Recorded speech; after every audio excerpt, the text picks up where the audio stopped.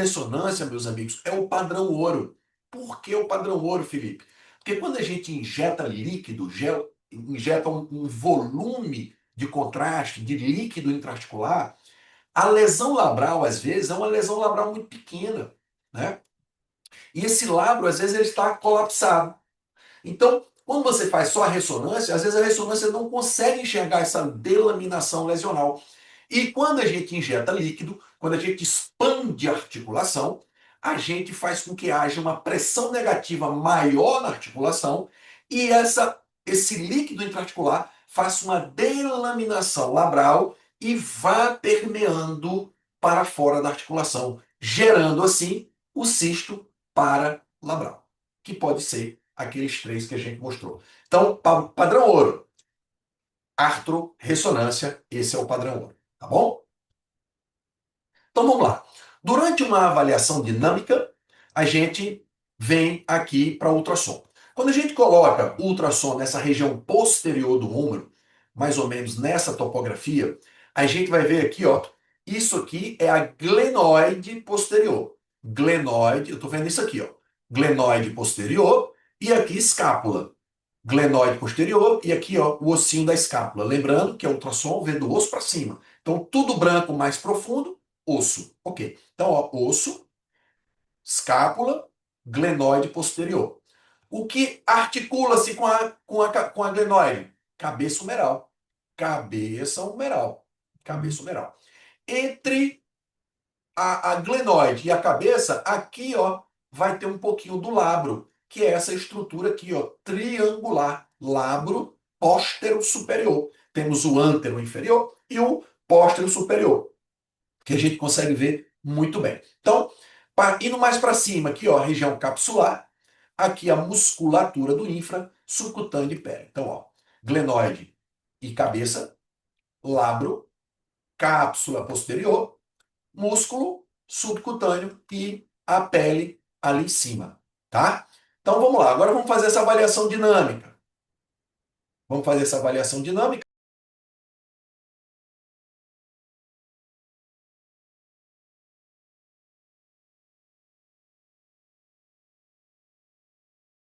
Neutro, neutro, dobra, rotação externa, interna, externa, interna. Esse movimento ia fazer com que essa cabeça girasse para cá e a gente ia ver essa mobilidade dessa região triangular, que é o lábio póstero superior. Veja aqui branquinho, ó, isso aqui é a cápsula posterior. Quando a gente coloca esse transdutor, né, o convexo, a gente consegue ver muito bem essa imagem dinâmica e consegue ver o lábio. E aqui, ó, a glenoide posterior, essa imagem arcogênica, isso aqui é um artefato de líquido, de reforço acústico, e aqui é a região escapular. Veja que eu estou com um transdutor linear aqui, apesar de estar o convexo aqui, pode ser o convexo também, tá? Durante a avaliação de rastreamento, pode ser o linear tranquilo. Na hora de um procedimento, oriento botar o convexo. E a gente faz, ó, esse movimento de rotação externa. O paciente está em rotação interna, a gente interna, faz a rotação externa, volta para a interna, e a gente consegue ver essa mobilidade do ombro. Logo, essa mobilidade líquida intraarticular vai, de alguma forma, fazer uma delaminação só com o exame de ultrassom dinâmico e, possivelmente, se houver lesão labral, esse líquido tende a vir para essa região aqui, ó, e cair nessa região escapular, que a gente vai ver como que isso vai proceder. Então, joia. Na rotação externa, ó, rotação interna, rotação externa. Olha aqui, ó. Pronto. Era isso que eu queria mostrar. Olha só, gente. Vocês estão vendo uma rotura, uma imagem hipoecogênica dentro do lábio? Olha só. Uma imagem onde a gente consegue ver uma lesão labral. Viu? Durante a... Assim, ó, em avaliação estática, vocês concordam que fica difícil de ver? Quando a gente faz a avaliação dinâmica, com o transdutor em cima da posição correta, a gente mobiliza esse líquido intraarticular, esse líquido delamina a lesão e a gente consegue ver, ó.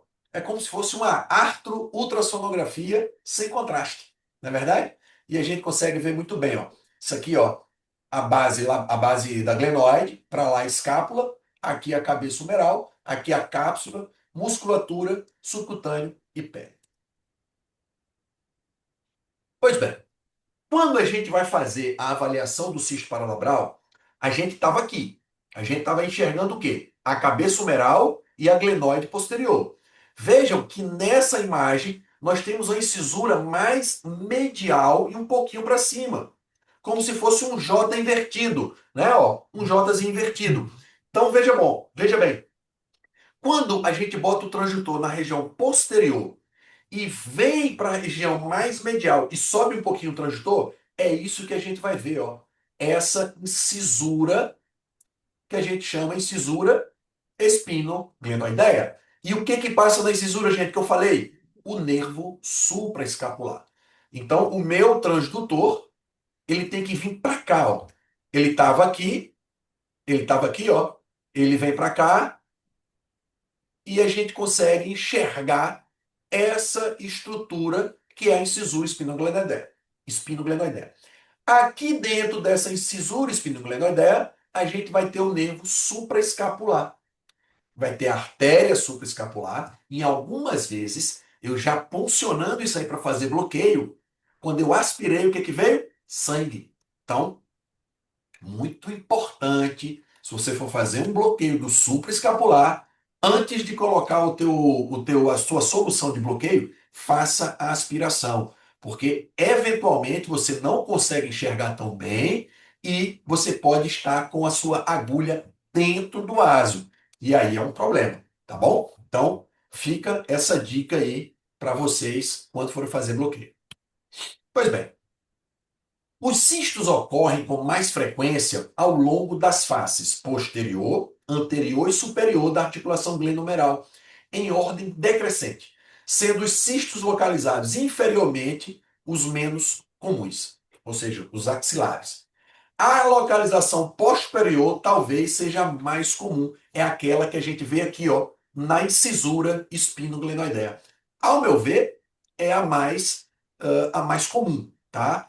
E eventualmente fazer um diagnóstico de um cisto axilar pelo ultrassom seja um pouquinho mais complexa. Eu nunca vi, tá? Eu nunca vi, mas a gente consegue colocar o transdutor convexo ali e rastrear. O que a gente consegue ver muito bem ali, até na região do ali do saco articular, né? A gente consegue ver ali também líquidos naquela região e na capsulite, inclusive, que é tema de outra aula, a gente consegue ver essa fossazinha articular bem colabada por causa do congelamento da cápsula nesta região axilar, que é muito comum.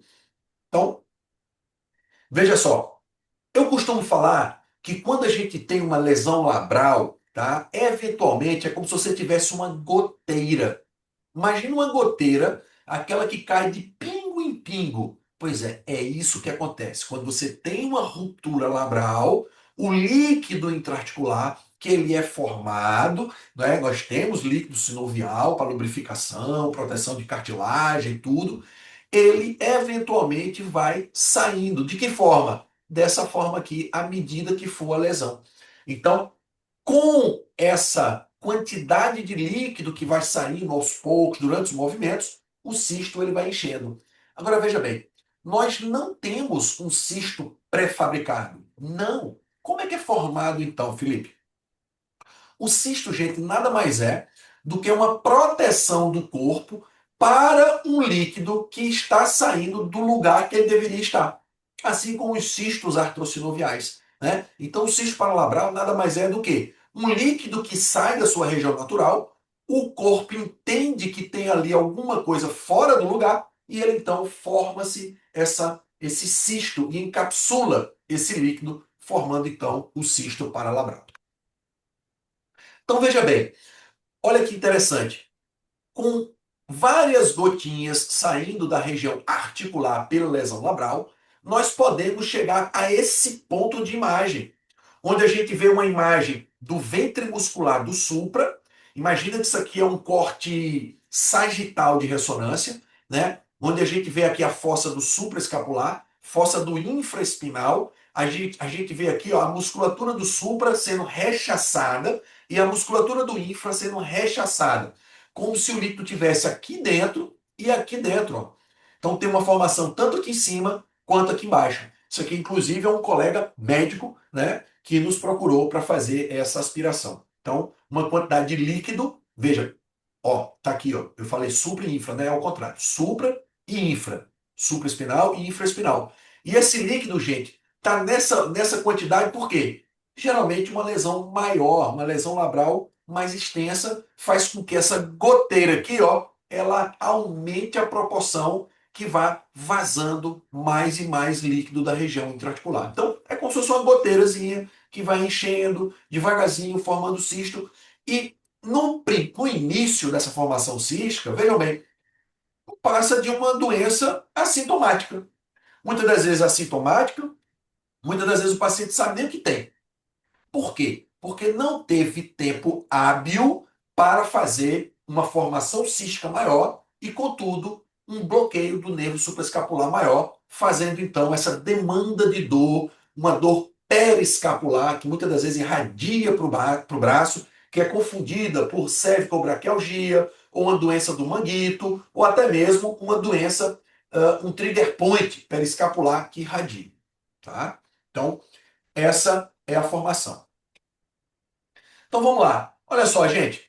Aqui, ó, já uma goteirazinha um pouco maior, uma formação cística ó, bem grande, né? A gente já vê uma imagem cística maior, reforço acústico posterior, 3,39 centímetros. Isso aqui já é passivo de dor. Isso aqui já é passivo de um caso já de longa data, né? Onde o paciente, de algum momento, era assintomático, formou-se um cisto, né? E então começou uma sintomatologia. Lembrando que aqui é a região escapular, região, na verdade, incisura espinoglenoideia, e para cá é a cabeça humeral.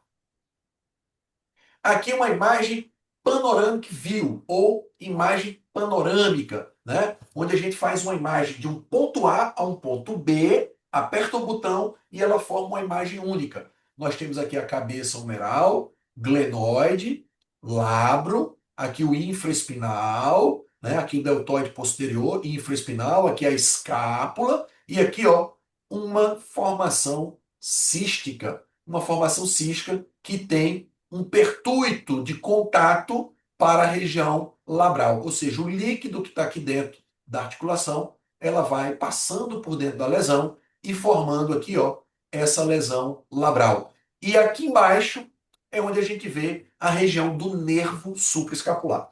Agora vejam só essa foto. Olha o tamanho desse cisto, gente. Um cisto de 5,5 centímetros. É um cisto enorme, né? Esse paciente com certeza tinha muita dor, né? Um paciente que nos procurou, geralmente, quando nos procura, né? Quando o paciente nos procura, geralmente, é porque ele já tá com muita dor. Ninguém nos procura com aquela dorzinha leve. Toma aquela Novalgina, aquele anti-inflamatório, vai se resolve. Não resolveu, aí vem procurar a gente. Então veja só, esse é o mesmo caso desse colega. Veja, o supra, o infra, um volume líquido grande, uma quantidade de líquido nessa região muito grande, né? Veja uma formação cística, reforço acústico posterior, e aqui eu já estava fazendo a programação, ó, de uma de uma infiltração, né, para fazer a aspiração desse cisto. Mas veja só, durante a avaliação dinâmica, olha o que a gente faz. A gente faz a manobra, ó, aqui eu estou fazendo um rastreamento dinâmico. Quando eu faço a rotação externa, ó, a gente vê essa formação cística ó, mais distante. Por quê? Quando a gente faz a rotação externa, gente, a gente aumenta ainda mais essa pressão dessa região. Então, o líquido, ele vem, aumenta-se a pressão, essa pressão, ela passa o líquido pelo labro e aumenta ainda mais a formação cística. Eu vou passar de novo. A gente já viu um cisto aqui, ó, bem dissecado, região labral, e uma comunicação articular com região extraarticular e uma formação cística, fazendo uma hidrodissecção na região, indo lá para a incisura espinoglenoideia. Beleza. Vamos lá.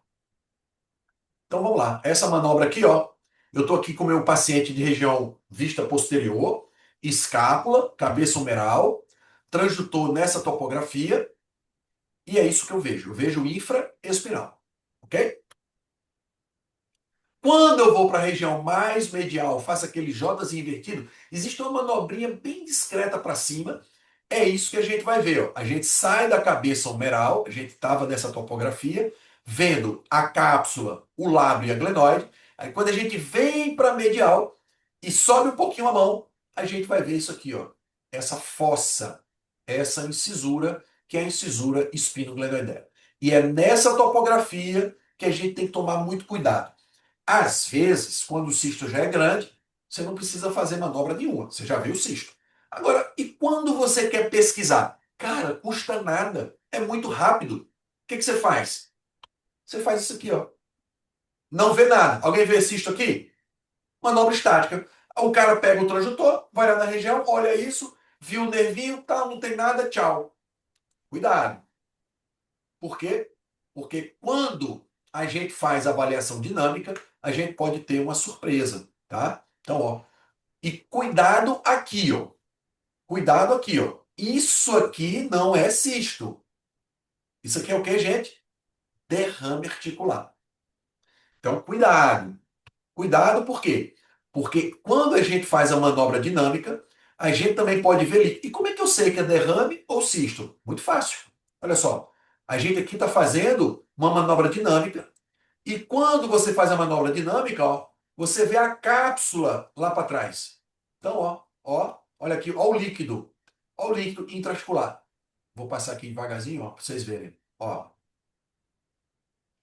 aqui o labro, ó, labro, e aqui o líquido, ó, dentro da articulação.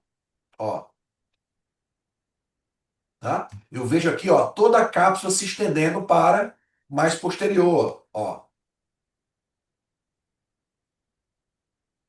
Então, cuidado para não confundir cisto paralabral com derrame articular.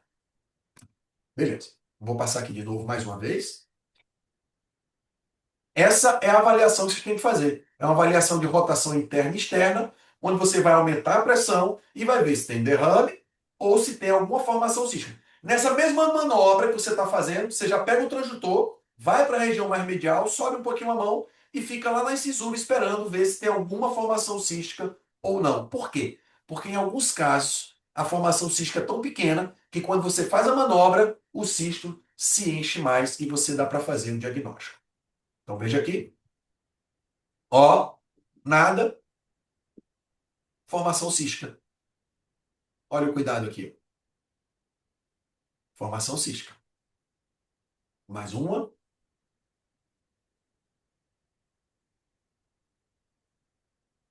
vou para lá, ó. Cuidado também para não enxergar músculo.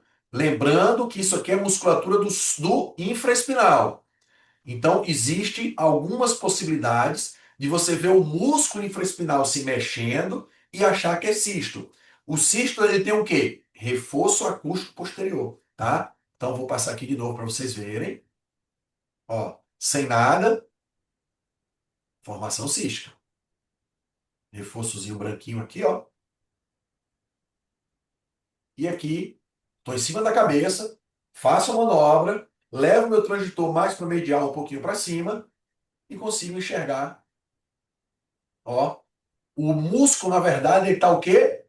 Rechaçado pelo líquido que está formando aqui dentro. Podem fazer essa manobra amanhã no paciente de vocês, que vocês vão ver isso com muita clareza.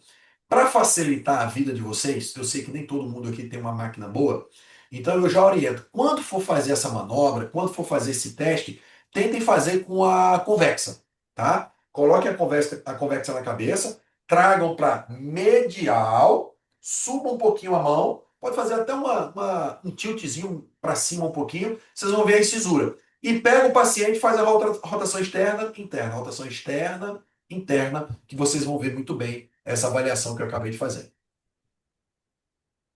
Então aqui, ó, tratamento do cisto, cirúrgico. Padrão ouro, cirurgia. artroscopia, correção de sutura do cisto paralabral, tá? E ponto final. Só que nem sempre o paciente quer fazer a cirurgia, né? Nem sempre o paciente nos procura para fazer a cirurgia. Às vezes o paciente vai demorar muito tempo, o paciente quer fazer uma cirurgia mais eletiva, o paciente já tem algum grau de compressão, já tem alguma coisa, a gente pode dar um grau de melhora, um grau de analgesia, a gente tenta fazer uma sinovectomia química, né? Ou melhor, fazer uma retirada química, né? A base de medicação, para ver se melhora um pouco o quadro de dor e o quadro de formação. Porque entenda, se você não melhora o pertuito, né? Você às vezes você melhora esse cisto, mas ele tende a voltar. Na verdade, o cisto, gente, nada mais é do que uma defesa do corpo, né? Todos os cistos são uma defesa. É ele encapsular algo que não está no lugar correto. E ele vai lá e encapsula. Então veja bem, aqui uma prévia do que eu pretendia fazer, né? Eu vi aqui o tamanho da agulha, olhei aqui toda a região que eu ia fazer.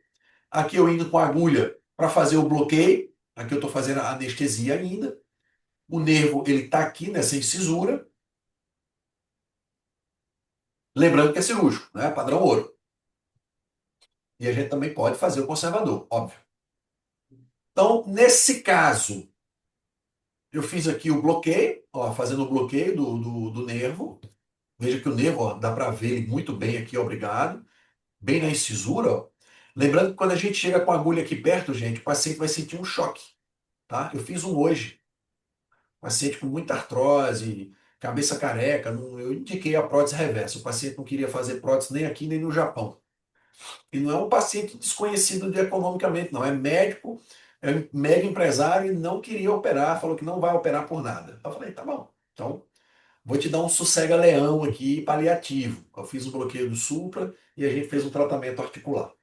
Muita artrose, cabeça careca. Prótese reversa é aquela indicação clássica, melhor indicação para prótese reversa. Então, aqui nesse caso, eu fiz um bloqueio. Depois, ó, eu fui com minha agulha dentro da lesão cística, tá? E depois eu fiz a aspiração até jogar a medicação.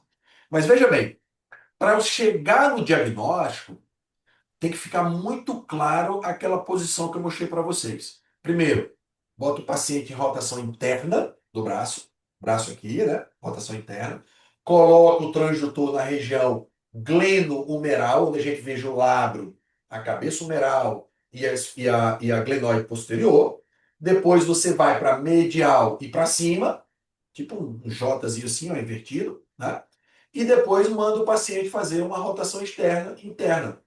Não precisa ser rápido, mas uma avaliação dinâmica, para ver justamente se você vê essa formação cística. Manobra aqui fazendo bloqueio, aqui entrando já na região, fazendo o bloqueio capsular posterior, para não gerar tanta dor. E aqui, esse paciente, se eu não me engano, eu entrei com Gelco 14. Eu fiz um bloqueio anestésico bem bacana aqui, botei o Gelco 14, e aqui, ó, já aspirando. Olha lá, aspirando bem o líquido, saindo bastante líquido sinovial, vou mostrar para vocês. Aqui, ó, lesão labral, lesão labral grande. E depois de colocar e de aspirar, eu joguei uma medicação e fiz algumas fenestrações. Cara, a fenestração, por si só, não adianta muito, retarda um pouco, mas o corpo vai lá e volta a fazer o cisto. Não tem jeito. Seja cisto poplíteo, cisto paralabral, cisto artrosinovial. Hoje em dia eu nem fenestro mais. Hoje eu só jogo uma medicação intracística. No caso, gosto de jogar muito a Triacil, né? Que faz uma reação química ali muito boa, tá? E a gente consegue diminuir muito e retardar muito esse cisto. Eu tenho esse caso, por exemplo, o paciente melhorou, já está sem dor há 4 anos, não, 2 anos e meio. Ele passou 2 anos e meio. Aí depois ele fez de novo. E não quer operar. Médico, tá? Médico. Agora, eu tô lá fenestrando, isso com gel com 14, tá, gente? O paciente sentia nada, bem anestesiado, fenestrando como técnica mesmo, jogando depois no final, eu joguei lá a medicação. Nesse caso aqui, eu acho que eu não joguei essas duas regiões, esse cisto todo, fazendo anestesia capsular, introdução de gel 14, 14G. Por isso que é 14, 14G, é isso mesmo. Imagina que é 22G, 20G, 14, aí tem o 18, 16 e 14, 14G. É grosso, mano. Parece uma anilha assim, ó, de água. Doideira. Olha aqui, ó. É isso que a gente tira, ó. Esse líquido sinovial. Ou seja, esse líquido vem de onde? Da articulação. Ou seja, é um produto da inflamação articular que passa e vai formando um gel, cara. Vai formando igual, parecido muito com o cisto atrocinovial, sabe? É aquele líquido que sai da articulação e sai num processo de degradação inflamatória e forma essa gelatina aqui, ó. Então, se a gente for com a agulhazinha muito fina, a gente não consegue fazer essa aspiração, entendeu? Então, ó, no final, botando a medicação, você acaba enchendo o cisto de novo e depois, nesse caso, eu fenestrei. Fenestração do cisto e aqui a fenestração um pouco mais intensa. Esse paciente ficou bem. Esse paciente é um ortopedista, cirurgião de ombro aqui do Rio de Janeiro, um colega, e ele está bem demais. Ele ficou bem. Aí, acho que depois de um tempo a gente fez outro e depois procurou agora recentemente para fazer uma avaliação do ombro, mas não era o cisto que estava doendo, não. Era outra coisa. O cisto estava bem pequenininho, estava bem retraído, entendeu? Revisão pós-fenestração, ó. Cisto já bem pequeno, bem menor, medicação ainda. Isso aqui é no curto prazo, tá, gente? Uma revisão 30 dias depois, por aí.